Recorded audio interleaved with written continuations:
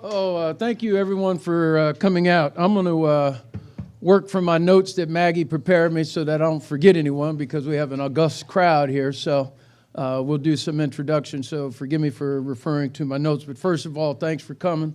Hopefully you know by now that we're very serious about our Olympic sports. We think they really add to the entire experience of what our responsibility is to deliver.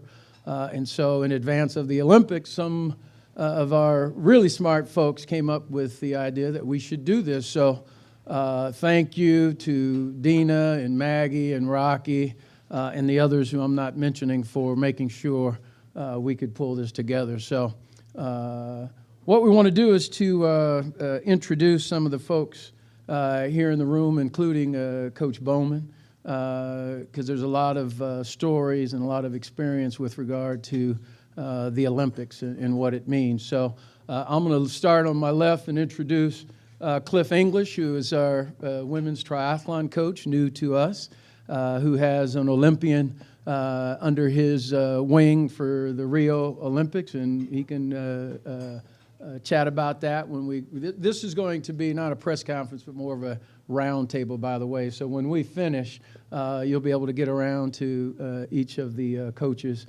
and have at it with regard to your questions and whatnot. So the comments from the podium will be somewhat limited. Todd Clapper, our water polo coach, who has been out recruiting, and I think he's going to leave again tonight, but appreciate you making time, Coach, to be here with us today. Coach Bob Bowman, our swimming coach, men's and women's. Saw him for a couple days last week in Omaha at incredible Olympic trials, and he'll tell you something about that. I'm going around. All right, I'll shift over here. We have Mark Bradshaw, our diving coach. Mark, as you know, was an Olympian himself, and I read something where you were in the pool or very near Greg Louganis when he hit his head or something. Next diver. You were the next diver.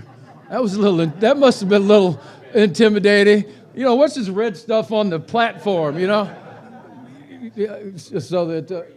No. But I remember reading that and was like, wow, that must have been strange.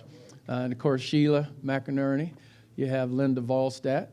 You have Zeke Jones, and I'm told that that red shirt that Zeke has on has come out of Mouthballs. It was, in fact, his Olympic shirt back in '92? No, 04, but that shirt is... Mark Brand told me '92. He must have been setting me up. Stories mixed up. It's old. 2012 sometime. I'm not sure. All right, we'll get who's right, Mark or Maggie. Whoever told me '92, but that wasn't my number. But we'll take 2004. And then, of course, we have Coach Kevin Boyd in soccer, who has been a World Cup analyst, I'm told. Have you done that? A couple of them, yeah. That's awesome. That's awesome. See, I'm learning myself. So am I missing any of our coaches? I see someone in the back. I know Stevie's here. I saw Stevie. There she is. You're hiding behind all those cameras. So Stevie's back there. Any of our other head coaches here that I'm not seeing? We have track over here. Where's? Okay, Jeremy and Ronnie, and the head coach is taking care of some personal business out getting himself well. So we'll wish Greg the best. Anyone else we missed? No. Okay, so we're going to introduce then. Where's Ale? Is Ale here? Al? Gal? Is she not here? Oh, there she is. Come on, stand up. An Olympian herself who will be going to Rio for the Cronkite School to cover the Olympics. So give her a hand. I think that's awesome.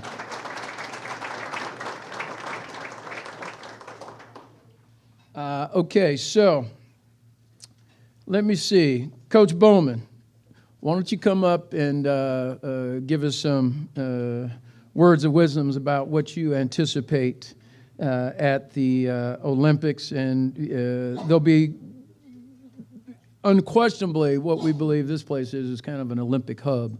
We've got track and field athletes, we've got water polo folks, we've got golfers participating in the Olympics. Prior and going forward. So we're really, really adamant that this should be an Olympic training ground for all the sports.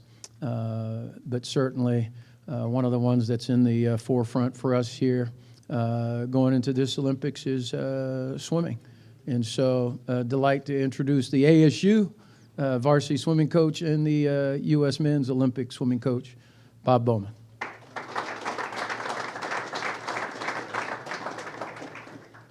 Thanks, Ray. Hope I'm going to make some sense. I just got back from our trials yesterday. And as Ray said, it's quite an event. It lasts for 8 days. And we had it in Omaha in a venue that seated about 14,000 people, and every session was sold out. It was an incredible thing for swimming that's grown up over the last 3 quadrenniums. To be frank, largely because of my volunteer assistant, as he's kind of come up. But, the trials are so tough for us because that's my hardest week of every 4 years. The Olympics are much more, dare I say, relaxed, but certainly joyful than the trials because in those trials, you have the toughest competition, the deepest competition, and some people are going to be very happy, and some people are it's going to change their lives the way they swim in those trials. I was thinking about it today. For every athlete that I take, and we're very fortunate to have some people with realistic chances of making the team, probably each athlete has 1 or 2 or 3 races over the 8 days where their life is going to change one way or another. They've made a huge commitment, they've made a huge sacrifice, and literally they're going to take a different path based on the results of that race. And I keep asking myself why I'm so tired, and I figured out, well, I took 9 guys, so I had 27 of those. They only get like 3. I'm living and dying 27 times over 8 days. So it's a great thing, but I'm glad it's behind us and we can really focus on our task, which is preparing for Rio. I wanted to say in terms of the big picture of the Olympics and what it represents for our sport or for ASU. When I chose to come to ASU is because Ray and Dr. Crow had articulated a vision of excellence that I completely bought into and believe in. And to me, the pinnacle of that in my sport is the Olympic Games. When we talk to prospective student athletes, the ones that we want to talk to are the ones who want to swim in the Olympics. So it's very important that we show that we can perform on that level. And I'm very pleased with the results that we had this year.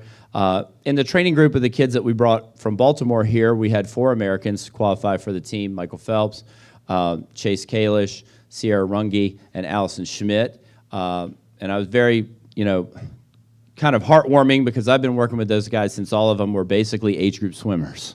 So to kind of see them go through that process was great. But the thing I think is more promising for ASU is we have right now 2, and I think we'll have 3 of our own athletes that were here when we got here who will compete in the Olympic Games. One sitting right back there, Kat Simonovic from Serbia.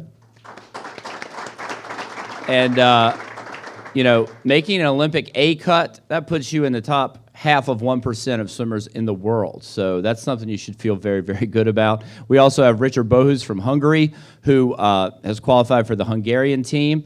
And I believe, if my math is correct, he's the 2nd fastest collegian in the world in the 100-meter free. So we're starting to develop some of our own people to the top level, and I think that's what we really want to do as we go forward. I'm very much looking forward to the opportunity to represent my country. I think that's something that we all relish and is really an honor, the highest honor you could receive. This time I'll be the head coach for the first time, and I think it's because Michael's only doing 3 events. Before, it was kind of like a full-time job to kind of, carry his water bottle for 8 days. But it's been really fun to kind of work on a broader scale with the staff, to help select the staff, to kind of decide how the training groups are going to be done. And we're going to be taking off on Tuesday for training camps in San Antonio and then Atlanta, where I think our team will come together well. We have a very, very good mix of veterans and new people. There are 29 first-time Olympians on this team of 45. And it's a good thing. I think some of these old guys have been hanging around for too long, and I've got one we're going to send off, and it'll open up some more spots pretty soon. So I think that's going to be great for our sport. You know, the essence of Olympic competition, I thought I'd just talk about it because it's the thing, the challenge we all face when you go there, is to get a normal and predictable performance in a very abnormal and unpredictable environment. And wonderfully abnormal. I mean, it's not a bad thing about it. But I tell my kids when they go in, you know, the Olympics is a large media event with some athletic contests sprinkled in there. It's something they'll never see. It's an environment they'll never see. You know, the living conditions in the village are actually, for some of our spoiled athletes, the worst that they get every 4 years. The village is not, you know, it's relatively Spartan. So there are a lot of challenges that come with the performances. And I think, you know, as we go through, that's what makes it really great. So when they do something great in the Olympic Games, you know that they've really accomplished something that's worthwhile and that they've really worked to do it. You know, finally, to kind of echo what Ray said, you know, the thing that I noticed when I came here is there's such a great energy within the administration and the staff to make ASU something really great. And I truly believe that we're going to be an Olympic training center or hub, and each year it's just going to build with having success, and one Olympiad will go to the next and to the next. So I'm very honored to be a part of it, and excited that you guys, you know, are here and are interested in what we're doing. So thank you very much for coming. I'd love to take some questions if anybody has any. Hey, Bob, Yeah. not only qualifying for the Olympics, but have you had to deal with your athletes in terms of the Zika virus, Yeah. water contamination, Exactly. purity, those kind of things? Yeah, the things that are, yeah, one of the things that we've done is, I think USA Swimming, if you looked at the national governing bodies, USA Swimming has a pretty good reputation of being the most organized about a lot of things. And what we have done in terms of education about Zika, we did our processing in Omaha, where we go through and get our clothes, and they give you all this kind of stuff. And there was a whole table of like mosquito stuff. So we have a spray to spray on. We have a thing to wash your clothes in that lasts for 6 weeks that repels bugs. We have a net to sleep in if you want to. So they've taken a lot of precautions. It's kind of just, I personally don't think it's that going to be that critical indoors in a, you know, air-conditioned environment, but I think it makes the athletes feel a little more at ease. So they've really covered that base very well. As far as the open water goes, you know, there's a lot of things that have gone on there, and I know that USA Swimming has tested the water all the time. Fortunately for the open water swimming, which is different than the rowing, it's in the open ocean more, and fresh water's coming in all the time. And while the swimmers will take a probiotic, you know, or something like that, antibiotic, prophylactic antibiotic, I think that it's going to be okay. Everything that we know says it's going to be okay. So I think we've kind of covered those bases. Now, security is something that always worries me, and you know, I've always felt very safe at Olympic Games. But, you know, that's something we'll just have to trust that the USOC in particular has taken steps to protect our athletes. And we've also given them some guidelines about what to do, what to bring, what not to bring, how they should travel if they're going outside of the village and some things like that. So I think we've covered the bases as well as we can. Bob, there's been so much that's been written and done on Phelps, but Yeah. when you look at him, what is it that people haven't said or been missing about Phelps? Something that hasn't been said about Michael. There is nothing that hasn't been said about him. No, but it's right. You know, I think what we're going to miss about him, and I was actually just talking with Jeff Metcalf about this beforehand, I'm not sure in the history of many sports, there's been an athlete that has been at the top level of his sport for so long. It's going on 20 years now with him being basically in the top, very top of the sport. He went for 10 years where he broke a world record virtually. I think there was 1 year he skipped in the middle of it, but for a decade he broke world records every year. That is unheard of. People usually get to that point and then just kind of tail off after a year or two. So I think to have someone whose longevity is so great and someone who's really transcended his sport, that's what we're going to miss. And it remains to be seen how the sport of swimming is going to kind of keep going after that. But he certainly changed it in ways that are unbelievable. You know, I went to the 2000 trials with Michael when he was 15, and there were 4,000 people in the stands, and half the time they weren't full. And now we're going into a venue that has a temporary pool and literally 14,000 fans for 16 sessions. It's the whole town of Omaha was absorbed in this, right, Ray? And it's been a thing where I walked, I actually left. We had a hotel that was right across the street from the venue, and there's this walkway.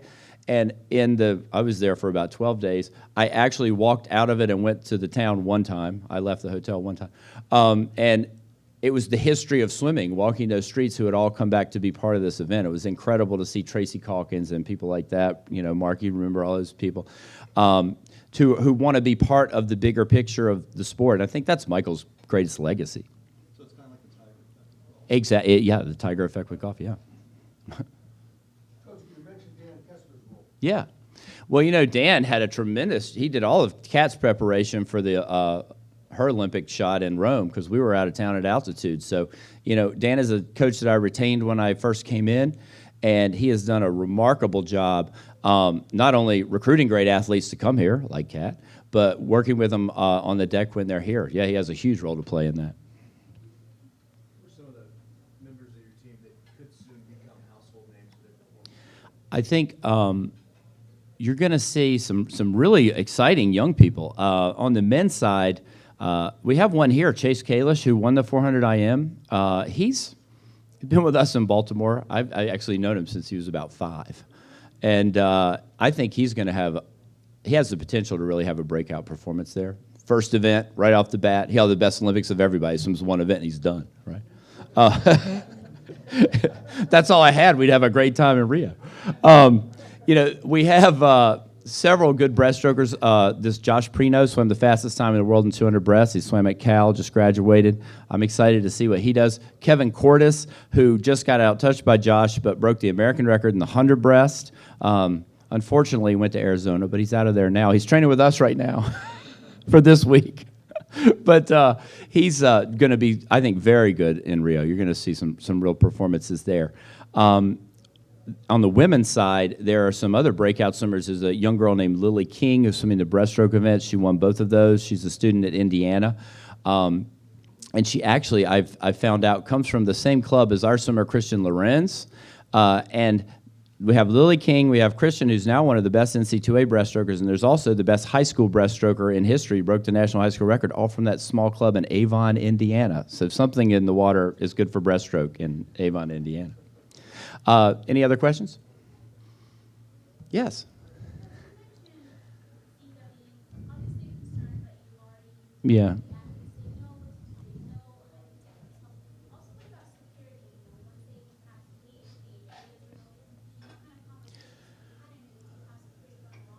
Well, there's some security that they can access while they're outside of the village, but really, once they do that, they're on their own, you know? I mean, we encourage them that when they leave the village not to wear anything that has USA on it, to be in plain clothes. That's been that's been a standard operating procedure of ours for a long time. When we're traveling or when we're out in public, we try not to wear things that are just USA, Olympic team, those kind of things.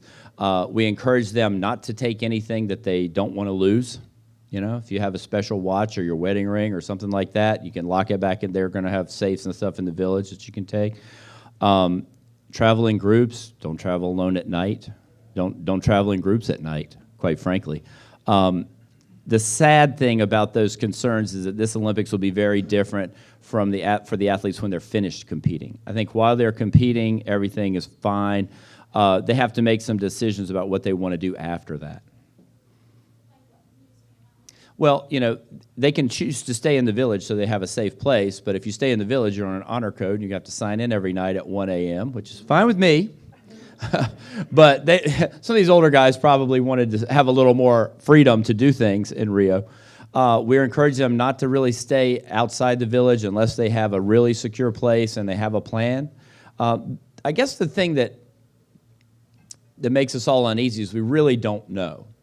And to be perfectly honest, in every Olympics, there's something that we really don't know about, and every time we get there, it's not that big a deal. And I'm praying that that's what this is, that it will be better than we anticipate it will be.